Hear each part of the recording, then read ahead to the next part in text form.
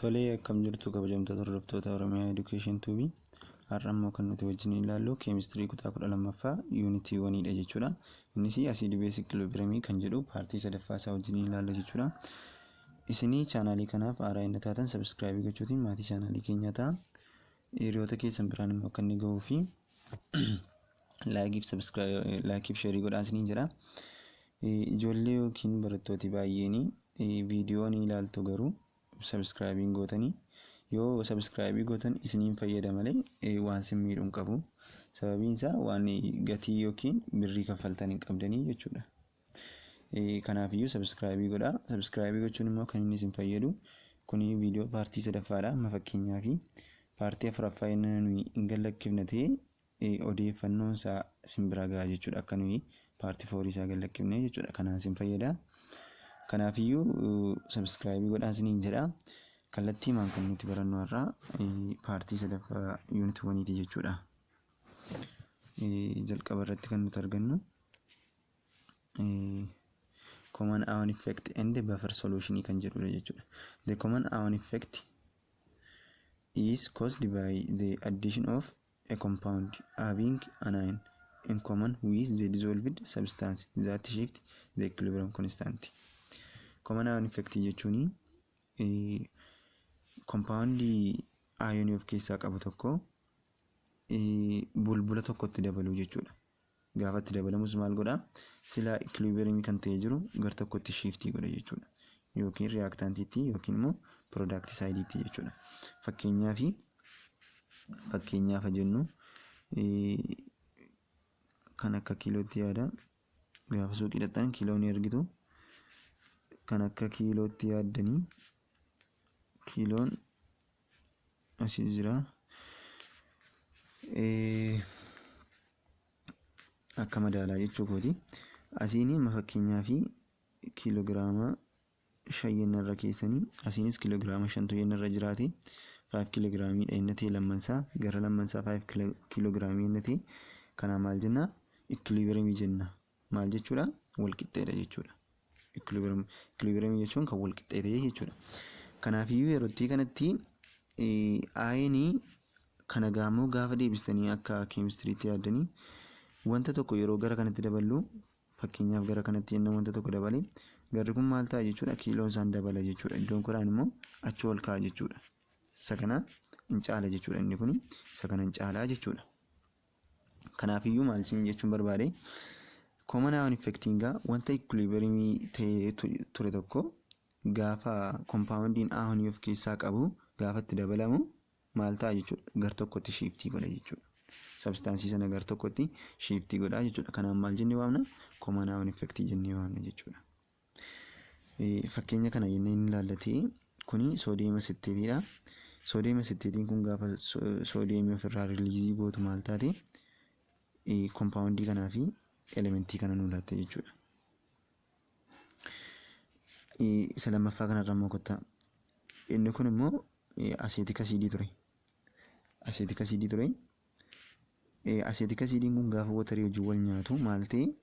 Inni immoo compoundii kanaa fi adrooniyeem ayinii kana ta'e jechuudha. Asirraa maal hubattu?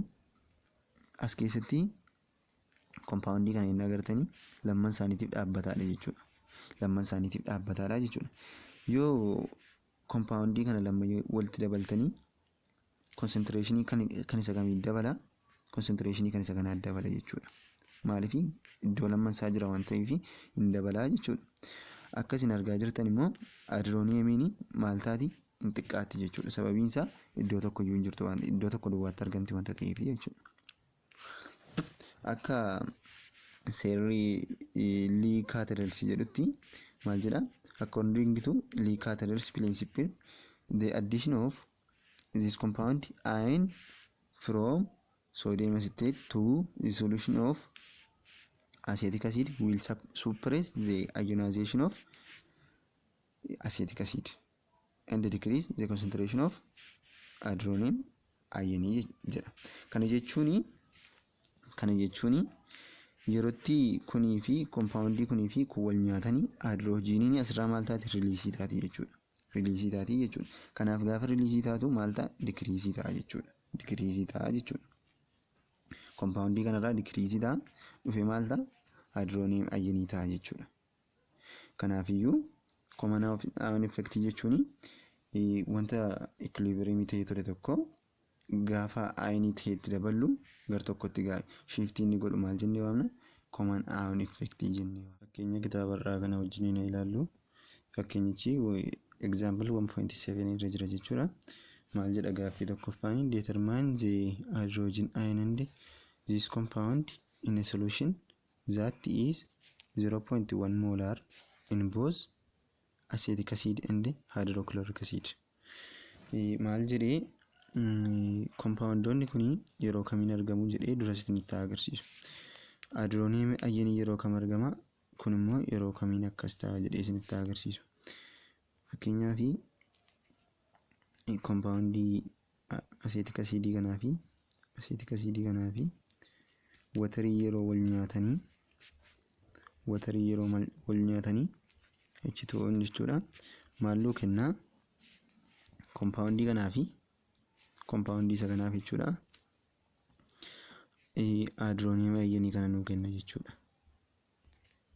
Maal jedhe? Determine jedhe kanaa fi kana barbaadi nuun jedhe jechuudha. Akkasumas amma fakkeenyaaf hydrochloric acid fi watarii yeroo wal nyaatan maaltu ta'a? Hydrochloric acid fi watarii yeroo wal nyaatanii hydrogeniin kun gara watariitti dabartee maal ta'a jechuudha? Hydroneem ayeen plus chlorine ayinii ta'a jechuudha. Sinii galeera jedhee yaada. Kan nuti argannu hydroneem ayinii eda'u chlorine ayinii arganna jechuudha. Haala kanaan yeroo kunii fi watarii wal nyaatan immoo kana argannaa jechuudha. Sinii galeera jedhee yaada. Kanaaf egaa as keessatti wanti paartii darbe keessatti isinitti himee ture asiidii cimaanii yeroo bishaan keessatti bulbulamu guutummaa guutuutti isiniin jedhee isinitti himeera. Kanaaf hydrochloric acidiin asiidii baay'ee cimaa wanta ta'eef bishaan wajjin gaafa wal nyaatu guutummaa guutuutti bulbulama jechuudha. Kana jechuun silaa 0.1 moolaarii qaba ture lammansaayyuu jechuudha. Kunis inni kunis jechuudha. Jalqaba jechuudha inishaalii. Yerootti kanatti hydrogeniin kunis ammamtu bulbulama jechuudha bishaan keessatti 0.1 moolaariitu bulbulama jechuudha. Kan keessatti bulbulamu 0.1 moolaariidha jechuudha. Kanaafi concentration hydroneem ayinii initialiin isaa maal ta'a jechuudha? 0.1 moolaarii ta'a jechuudha. Kan acetic acid immoo maal ta'a? Kan acetic acid immoo maal ta'a? Kan acetic acid immoo guutummaa guutuutti waan hin bulbulamneef 0.1 hin ta'u jechuudha. Maaliif asidii dadhabaanii bishaan keessatti gaafa bulbulamu guutummaa guutuutti hin bulbulamu wanta ta'eef jechuudha. Itti fufnee gaafa ilaallu solution in 0.1 molar hydrochloric acid ionized completely in the form of 0.1 hydroneum ion and 0.1 molar chlorine ion. Akkuma argamaa isinitti himee ture hydrochloric acidiin kun 0.1 ture 0.1 suni guutummaa guutuutti hydroneum ionii fi chlorine ionitti bulbulamu jechuudha 0.1 matti jechuudha. The chlorine ion is spectator ion and has no influence on the concentration of this compounded hydroneum ion. Asirratti chlorine ioniin kun maalodha? Spectator yookiin immoo kan ulaagaa guuchisuu dhufeedha malee kan effektii jara kana lamaan irratti qabu miti jechuudha. Yookiin wal nyaatinsicha keessatti hirmaatu ulaagaa guuchisuuf malee kan inni dhufe maaliif miti jechuudha. Wal nyaatinsicha keessatti qooda fudhachuudhaaf miti jechuudha kan inni dhufe. Kanaaf spectaatorii jedhamee beekama jechuudha. Itti fufnee gaafa ilaallu maal jedha? Acetic acid plus water akkuma isinii kaasee ture compoundii kanaa fi hydroneum ionii kana isinii kenna. Yeroo jalqabaatiif egaa akkuma isinii kaasee ture asirratti jechuudha 0.1 acetic acid ture kun initial isaati kan acetic acidiiti. akkuma eeggadda isinitti immoo reactant side jira waan ta'eef change isaan beeknu wanta inni ittiin irratti hin beeknu waan ta'eef minus x goonee fudhanna. Kanaaf jara kana lamman gaafa walitti daanu immoo 0.1 molar minus x ta'a jechuudha. As dhufnee immoo kanii compoundii kanaa innaan ilaallatee kan compoundii kanaa ilaalla inna ta'e compoundiin kun initially isaan beeknu 0 goonee fudhanna jechuudha. Asii inni kun immoo product side jira wanta ta'eef in dabala jechuudha. Plus x ta'a jechuudha. Change kun minus x ta'a inni kun immoo plus x ta'a jechuudha. Kanaaf jara kana lamman 0 dhaa fi plus x gaafa walitti edaanu maal ta'a x ta'a jechuudha. Iddoo kana dhufnee jechuudha. Isa kana ilaalla yenna ta'e inni kun initially isaa meeqa ture 0.1 kan hydrochloric acid fudhatee baa waan ta'eef jechuudha. Sila akkuma isinitti hime completely dha waan ta'eef jechuudha. Kanaaf 0.1 molarii qabna jechuudha. Kana immoo gaafa walitti daanu x dhaan dabala wanta ta'eef 0.1 molar plus x ta'a jechuudha. Masitti erga wajjiniin ilaallee booddee tufnee wajjiniin ilaalla jechuudha.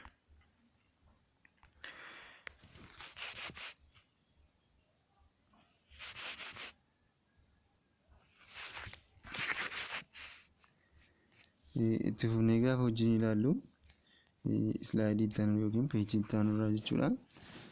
Akkuma ammas ni kaasee kan concentration kan isa kanaa qabna initially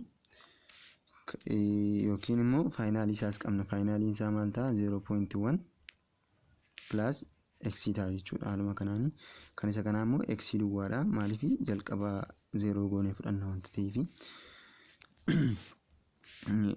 jala kanatti maaliif kana barreessine jenna jennee akkuma kana dura isinitti himee ture Ka jechuun Ka asidii barbaanna jenna ta'e akkamittiin barbaanna product over reactant goonee akka barbaannu isinitti himeera jechuudha.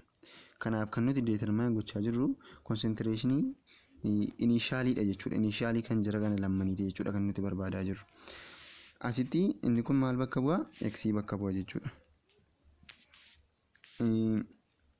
Adrooniin ayiniin kun immoo 0.1 plus x qabaa jechuudha. Concentration of acetic acid immoo 0.1 minus x dha. Maaliif minus x ta'e reactant side jira waan ta'eef irrachaa deema wanta ta'eef jechuudha. Yerootti kanatti gaa Ka'ni kan nu kennameera kennamaadha jechuudha kuni. Kun kennamaadha. Bakka buusni hojjenna jechuudha kana. Kan nuti barbaadaa jirru x kanadha jechuudha. Yerootti kanatti akkuma eeggadda isinitti hime x isa kanas approximation dhaan furanna jechuudha. Asii kanan balleessina asii isa pilaasilee jiru kanas balleessina jechuudha. Yoo itti daamisi yenna irraarratis garagarummaa waan hin qabaanneef jechuudha kan nuti akkas goonu. If x is very small you can approximate akkuma ammas hin jedhee baay'ee xiqqoo yenna ta'e maal gochuu dandeessu bukkeedhaa kaansilii gochuu dandeessu jechuudha. Gara wanitti fiduu dandeessu jechuudha. Kanaaf gaafa approximate fayyadamtanii maal ta'a jechuudha 1.8 times 10 raised to minus 5 is equals to 0.1 times x over 0.1 ta'a jechuudha. Kanaaf kuni kanaan baddii maaltu nu hafa jechuudha. X is equals to 1.8 times 10 raised to minus 5 ta'a jechuudha.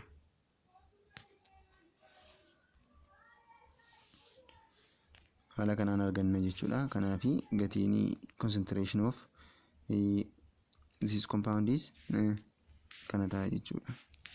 Kan arganne akkuma ammas ni kaasaa ture kan kun maal bakka bu'a 0.1 plus x immoo concentration of hydrogen ion bakka bu'a jechuudha. Kanaaf gaafa walitti daanu 0.1 jedhee gatii x keenya meeqa ta'a jechuudha.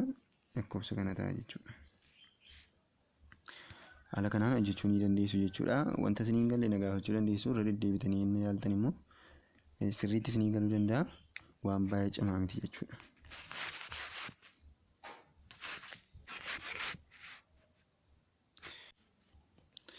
Itti fufnee kan nuti wajjin ilaallu buffer solution dha jechuudha. Buffer solution is a solution that resist change in pH from the addition of limit amount of acid or base. Buffer solution jechuun maal jechuudha?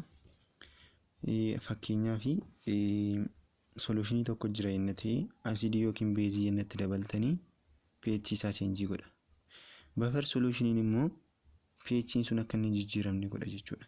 Fakkeenyaaf kana yenna fudhattanii fakkii asirra jiru kana buffer solutionii tokko ture solutionii ture kanatti gaafa asidii dabalanii maal ta'e kalarii cheenjii godhe. Kalarii cheenjii gochuun isaa maal nutti agarsiisa? pH isaa jijjiiramuu nutti agarsiisa jechuudha. Kanattis yenna dhuftanii gaafa beeziitti dabalamu beeziin gaafa itti dabalamu maal ta'e kalarii cheenjii ta'e jechuudha. Kalarii cheenjii ta'e. Yeroo kalariin cheenjii ta'e kana ammas maaltu ta'uu nutti agarsiisa? pH isaa cheenjii ta'uu nutti agarsiisa jechuudha. Amma immoo maal ta'e asidii fi beezii wal duukaa gaafa itti dabalamu kana jechuun amma wanti wal fakkaataa jechuudha. Amma wanti wal fakkaataadhaan gaafa itti dabalamu maal ta'e buffer solutionii ta'e jechuudha. Buffer solutionii kana keessatti immoo no pH change dha jechuudha. pH isaa akka inni jijjiiramne jechuudha. Fakkeenyaaf sila kuni 4 ture yenna ta'e kunis gaafa itti dabalamu maal ta'a jechuudha? 4 ta'a jechuudha. Garuu fakkeenyaaf as keessatti sila 4 ture yenna ta'e gaafa asidiin kun itti dabalamu maal ta'a jechuudha? 2 ta'uu danda'a, 3 ta'uu danda'a yookiin 1 ta'uu danda'a jechuudha. As immoo gaafa dhuftan sila 4 ture yenna ta'e gaafa beeziin itti dabalamu maal ta'a? 5 ta'uu danda'a, 6 ta'uu danda'a yookiin 7, 8, 9 ta'uu danda'a jechuudha beeziidha wanta ta'eef jechuudha. Kanaaf buffer solutionii keessatti pH change hin jiru yookiin pH hin jijjiiramu jechuudha. Maal jedhaasi? Buffer solution a solution which can resist change in pH when small amount of acid or base is added. Akkuma ammas niin jedheedha jechuudha.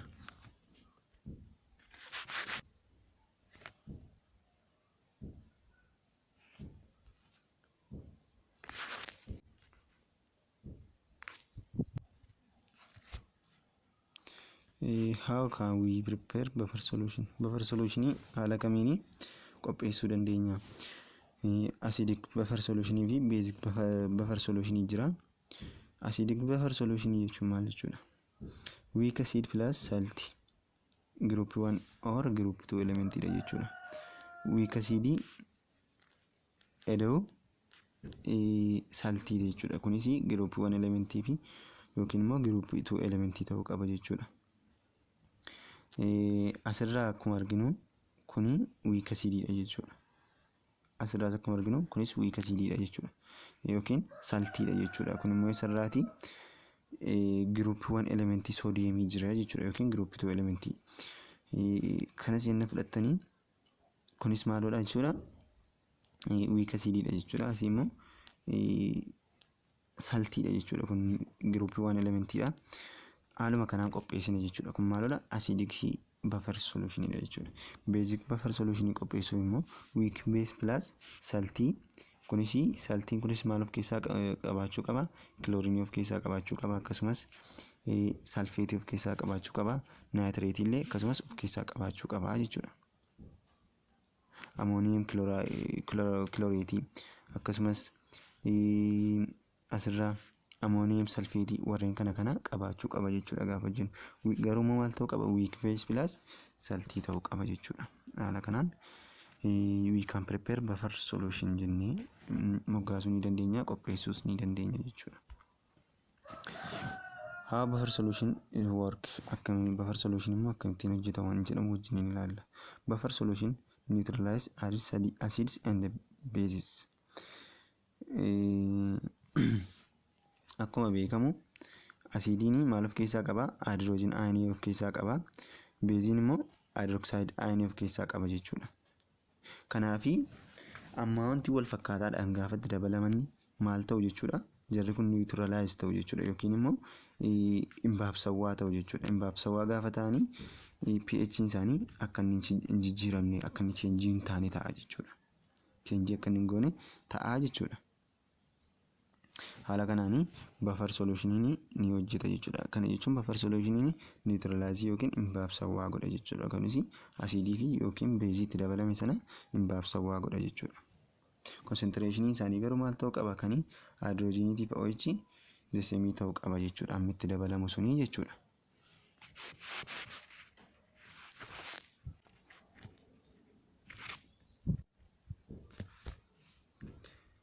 Itti fufnee kan nuti ilaallu why we use weak acid in buffers. weak acidii maaliif fayyadamna? Acidii dadhabaa buffer solution keessatti maaliif fayyadamna kan jedhu wajjin ilaalla. No strong acid buffer solution keessatti strong acidiin fayyadamu jechuudha. Because they completely dissociate into ion. Dissociating in not reversible. Akkuma beekamu akkuma silasnii kaasaa ture acidii cimaanii gaafa solutionii tokkotti dabalamu maal ta'a jennee guutummaa guutuutti bulbulama jenne. Guutummaa guutuutti sababa bulbulamuu fi dudduubatti deebisuu hin dandeenyu jechuudha. Yeroo itti sanatti maanni pH'n keenya waan jijjiiramuu fi maal ta'uu qaba jechuudha. Strong acidiitti dabaluu hin qabnu jechuudha. Strong acidii itti daballe guutummaan guutuutti pH keenya jijjiira jechuudha. Kanaaf weak acidii fayyadamna jechuudha. Sababiin weak acidii fayyadamnuu fi pH keenya nurraa jijjiira jechuudha. pH sana jijjiira wanta ta'eef jechuudha. Kanaaf buffer solution keessatti kan nuti fayyadamnu yeroo hundumaa weak pH fi weak acidiidha jechuudha. Example wajjin ilaallu.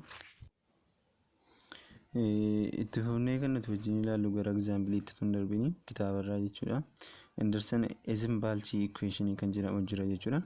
Kunis equation yookiin buffer solution ittiin barbaaduuf kan nu fayyadudha jechuudha. Equation isaati. Akka Anderson Eisenbalch equation itti pH buffer solution keessatti akkaataa nuti barbaadnu formula nu kaa'ee jira jechuudha. Formula kana keessatti pH is equals to pKa plus log of conjugate base over weak acididha jechuudha. Kanaan dura isinitti meeraa amma fakkeenyaaf conjugate base fi weak acidii maal akkasiin taate isinitti meeraa. Yeroo hundumaa weak acidiin hydrogenii tokkoon conjugate base caalaa isiniin jedhee isinitti meeraa jechuudha. Akkasumas conjugate acidiin immoo weak base hydrogenii tokkoon akka inni caalu isinitti meera jechuudha. Kanaaf equation isin qabattanii pOH gaafa barbaadnu pKb fudhanna jechuudha. Asii immoo pH gaafa barbaadnu maal fudhanna? pKa fudhannee barbaadna jechuudha. Haala kanaani kuni salphaadha. Formulatti masannutti qabachuu isinirraa eegama jechuudha. Gara fakkeenyaatti dabarree wajjin ilaalla jechuudha. Example 1.8 What is the pH of a buffer solution? Consists of 0.035 molar ammonia and 0.05 molar ammonium ion. Potassium Ka for ammonia. This equation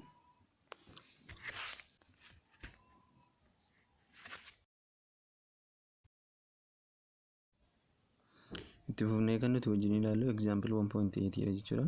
Gaaffii tokkoffaa what is pH of a buffer solution? Consists of 0.035 ammonium and 0.05 ammonium ion.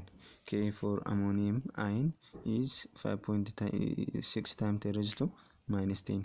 The equation for the reaction is ammonium ion. Its product is hydrogen ion plus ammonium jedhee haala kanaan equation isaa nuu kenne jechuudha. Asirratti wanti nuyi hubannu concentration isaanii kan lamman isaanii nuu kenneera. Kan isa kamiif kuni conjugate maal keenya jechuudha. Kuni conjugate base keenya ta'a jechuudha. Maaliif hydrogeniin tokko kan eenyuutiin caalamee jira wanta ta'eef jechuudha. Kanaan caalamee jira wanta ta'eef maal jennaan conjugate base jennee waamna jechuudha. Asirraa immoo isa kana maal jennaani acidii keenya godhanna jechuudha. Inni kun maal keenya ta'a? Inni kun acidii keenya ta'a. Inni kun immoo conjugate base keenya nuu ta'a jechuudha. Assuming that the change in the concentration is negligible in order for the system to reach equilibrium, the Anderson-Eisenbalch equation will be akkuma beekamu concentration change godhe baay'ee tuffatamaadha kan lakkaa'amu jechuudha. Lakkoofsa baay'ee xiqqoo taateedha. Kanaaf equilibrium system maal godha? Reach godha yookiin in kabaja jechuudha. Respectii godha. Kanaaf kan nuti fayyadamnu Anderson-Eisenbalch equation dha jechuudha. Kunis akkuma nama gubbaatti isinii kaasee ture pH is equals to pKa plus log of conjugate base over weak acid dha jechuudha. Weak acid goonee fudhanna jechuudha. Weak acidiin keenya ammonium ion kana yommuu ta'u conjugate base keenya immoo isa garolii kana ta'a jechuudha. Kanaafi concentration lamman isaanii iyyuu nuu kennameera. Kan isa kanaa 0.035 nuu kenname, kan isa kanaa immoo 0.050 nuu kenname jechuudha. Asii kuni maal isaan nuu kenname 5.6 times 10 raised to minus 10 nuu kenname. Kana gaafa hojjennu maal ta'a 9.23 ta'a jechuudha. Haala kanaanii gaafa hojjennu deebiin keenya maal ta'a jechuudha 9.095 ta'a jechuudha. Haala kanaantu argachuu dandeenya jechuudha deebii isaa.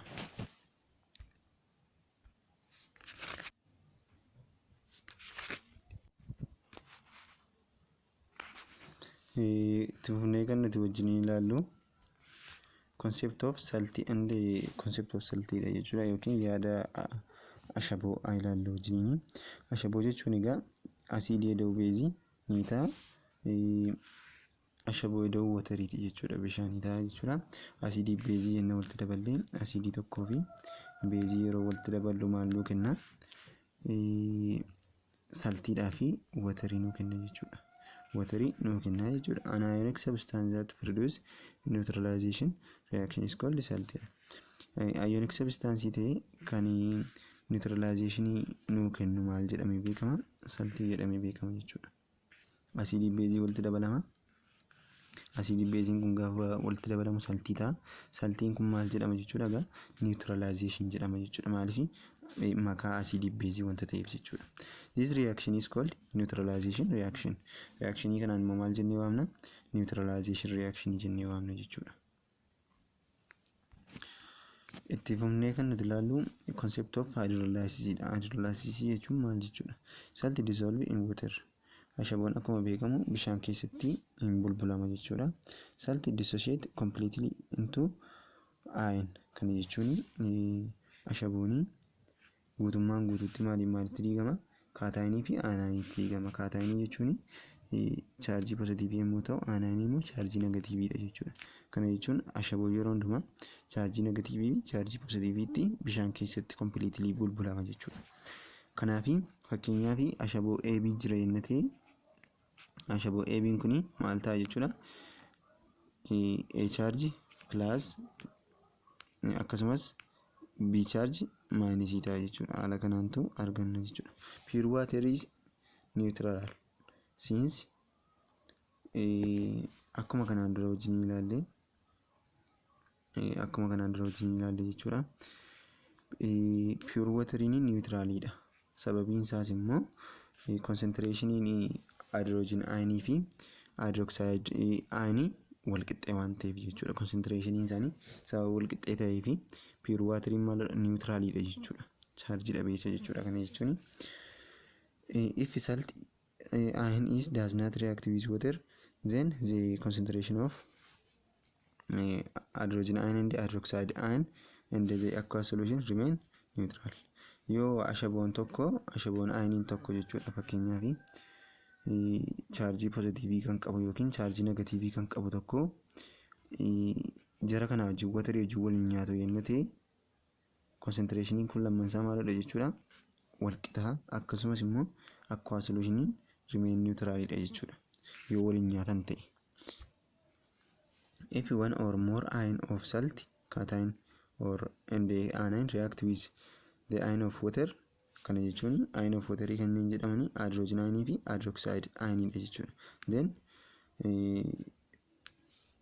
concentration of hydrogen ion and concentration of hydroxide ion are not equal. Wal qixxeen ta'an jechuudha. Yenna kaataayiniin yookiin aanaayiniin ashaboo tokko hydrogen ion yookiin immoo hydroxide ion tokko wajjin wal nyaate concentration hydrogen ion fi hydroxide ion wal qixxeen ta'u jechuudha. Isa kanaan immoo maal jennee waamna? Hydrolysis jennee waamna jechuudha. Gaafa isaan wal qixxee ta'uu didanii hydrolysis jennee waamna jechuudha. Concentration hydrogen ayinii fi hydroxide ayinii gaafa isaan wal qixxee ta'uu didanii hydrolysis jennee waamna jechuudha.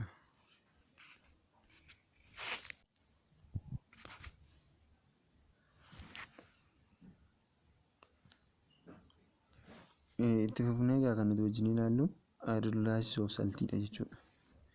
Hydrolysis jechuun konseptii isaa wajjin ilaalleerra. Amma immoo kan saltii wajjin ilaalla jechuudha. The word hydrolysis is derived from Greek word hydro meaning water and lysis meaning to split apart. Jechi hydrolysis jedhamu jecha Giriikii hydroo fi hiikisaas watarii kan ta'e akkasumas lysis hiikisaa immoo split of watarii split of apart kan ta'e jechuudha. Kan jechuun split jechuun caccabsuu jechuudha. Hydroo jechuun immoo watarii jechuudha. Kanaaf watarii caccabsuu jechuudha karaa gara biraa jechuudha hiikisaa.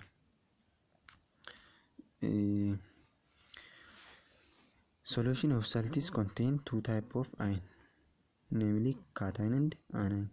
Akkuma argamaa kaasne saltiin two type of ion of keessaa qaba. Innis kaataayinii chaarjii positiivii akkasumas aniinii chaarjii negatiiviidha jechuudha. The term salt hydrolysis describes the reaction of an anion or cation of salt or both with water.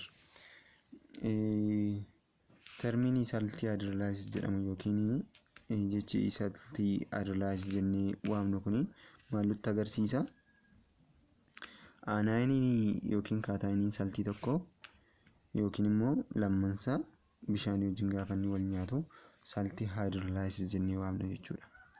Saltii hydrolysis jennee waamna jechuudha. Kanatti fufnee hydrolysis of salt of strong acid and strong base jechuudha. Hydrolysis of salts of strong acid and strong base. Kana jechuun saltiin sun maaliif maalirraa dhufe? Asiidii cimaadhaa fi beezii cimaarraa ijaarame jechuudha. Ashaboon sun jechuudha. Ashaboo beezii cimaa fi asiidii cimaarraa dhufe hydrolysis isaa wajjin ilaalla jechuudha. Salts obtained from strong acid and strong base do not undergo hydrolysis. Ashabooni asiidii cimaa fi beezii cimaarraa dhufe wal nyaatiinsa yookiin hydrolysis guutummaa guutuutti hin geggeessu. Guutummaa guutuutti hydrolysis hin geggeessu. The anion derived from strong acid are weak conjugate bases and do not undergo hydrolysis.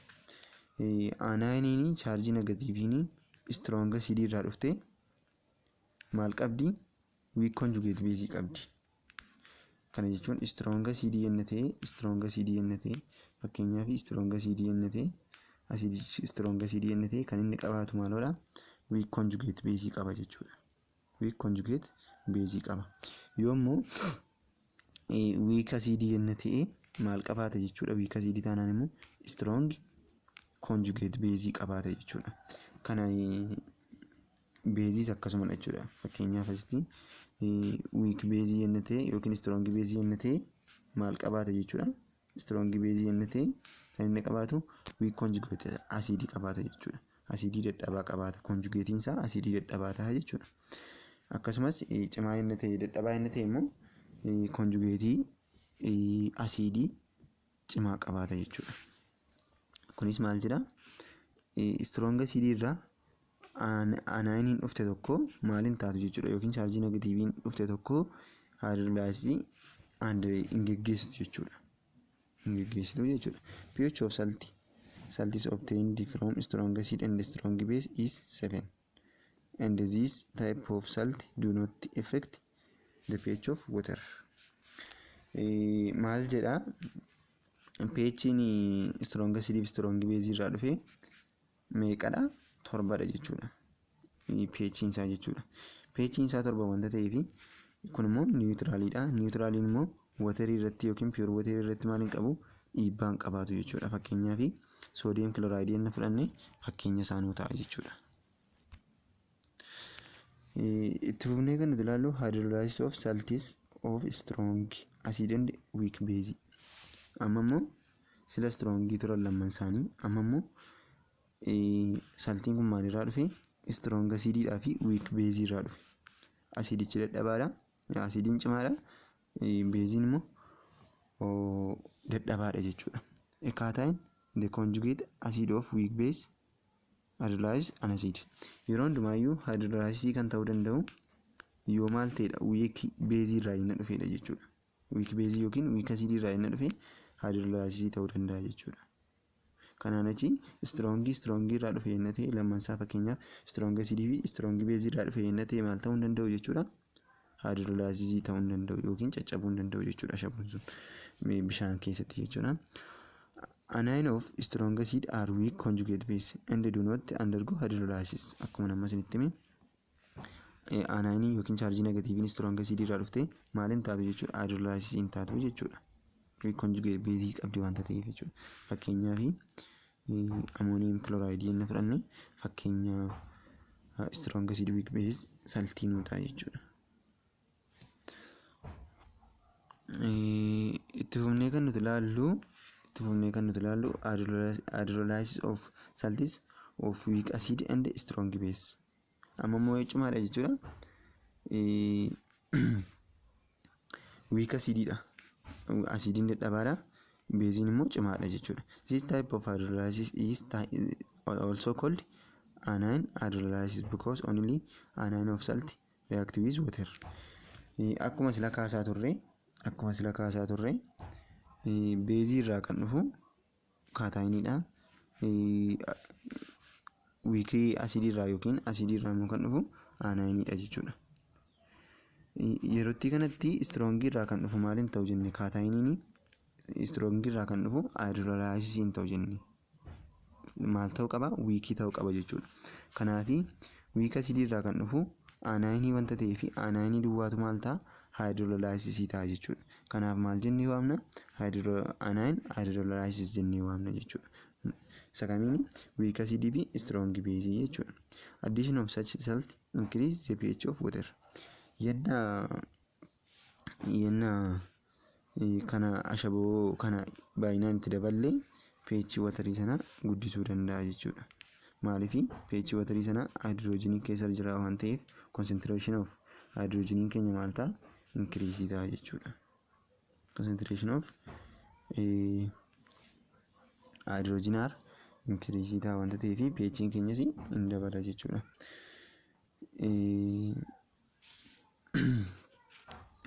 Ifamaasti hydrogen ioniin keenya in xiqqaata jechuudha. Concentration isaa in xiqqaata. Yeroo concentration isaa xiqqaatu immoo paartii darbee keessatti pH isaa maal ta'a jennee in dabala jennee jechuudha. Kana jechuun weak acid irraa kan dhufu anioniidha wanta ta'eef chargii negatiiviin kun hydrogen ionii maal taati jechuudha. Decrease gooti yerootti kanatti pH isaa maal ta'a in dabala jechuudha. Example isaa kunoota jechuudha. Kun fakkeenya hydrolysis of weak acid and strong base ta'uu danda'a jechuudha. Itti fufnee immoo kan nuti ilaallu weak base and weak acid gaafa ta'u lamman isaanii gaafa isaan dadhabaa ta'anii maaltu ta'a kan jedhu wajjin ilaalla jechuudha. The solution of these salts contain both strong acid the cation of the weak base and strong base the anion of weak acid. Kana jechuun akkuma isinii kaasee ture lamman isaanii maal of keessaa qabu strong yookiin weak base dha wanta ta'eef weak base maal of keessaa qaba strong conjugate base of keessaa qaba jechuudha. Weak base immoo strong conjugate acid of keessaa qaba. Kanaaf strong base jira jechuudha. Karaa maali? Karaa weak acid jechuudha. Akkasumas strong acid immoo karaa inni jira karaa weak base jira jechuudha. Weak base kun strong conjugate acid qaba wanta ta'eef jechuudha. Yeroo hundumaa kan isin qabachuu qabdanii yookiin kan isin gaaffii isinitti hin taane akka gaaffii isinitti hin taanee fi kan nuti conjugate kaasnuu fi conjugate sanarraa ka'a jechuudha. Hydrogeniin sun kan gallakkifamu conjugate sanarraati jechuudha. Yookiin hydrogenii fi OH sun kan inni gallakkifamu maalirraati jechuudha. Conjugate isaanii sanarraati jechuudha kan inni gallakkifamu. Kanaaf qabachuu qabdu jechuudha. Asitti akkuma inni jedhu strong acid dha. Strong acid kana jechuun maal jechuudha? Kaataayinii isarraa dhuftu weak base irraa dhuftu jechuudha. Strong acidiin conjugate strong acid jechuu barbaadeeti jechuudha. whether the solution of such a salt is acidic, basic or neutral depend on the relative strength of acid, acidic cation and basic anion. Akkuma ammas ni kaasee ture kun immoo solushiniin kun asiidiidha yookiin beeziidha yookiin niwutiraaliidha jechuudhaaf maal irratti hundaa'a jechuudha. Cimina kaataayinii sana irratti hundaa'a yookiin immoo cimina aanaayinii sana irratti hundaa'a jechuudha. Aanaayinii baay'ee qabataan beezikiidha, akkasumas asidikii kan inni ta'u immoo kaataayinii yoo baay'ee qabaatedha jechuudha. If the acid is stronger than the base, the solution is acidic. And if the base is stronger than the acid, the solution is basic. If they are of equal strength, the solution is neutral jedha jechuudha. Kana jechuun yoo asiidiin beezii irra cimaa ta'e solushinichi asiidikiidha. Akkasumas yoo beeziin asiidii irra cimaa ta'e solutionichi beezikiidha jechuudha. If lamaan isaanii immoo wal qixa ta'anii solutionichi niwutiraalii ta'a jechuudha. Kanaaf haala kanaan qabachuu ni dandeessu jechuudha. Kuni example isaati jechuudha. Example isaati haala kanaan qabachuu ni dandeessu jechuudha.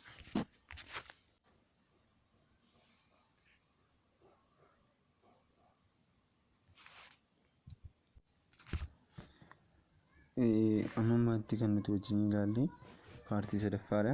Paartii afuraffaatiin amma walitti deebinutti nagaadhaan tura. Akkuma silasnii kaasee ture sabskraayibii gochuudhaan maatii chaanaalii keenyaa ta'a. Laayikii fi sheerii gochuutiin immoo hiriyoota keessan bira akka inni ga'u godhaan isiniin jedha.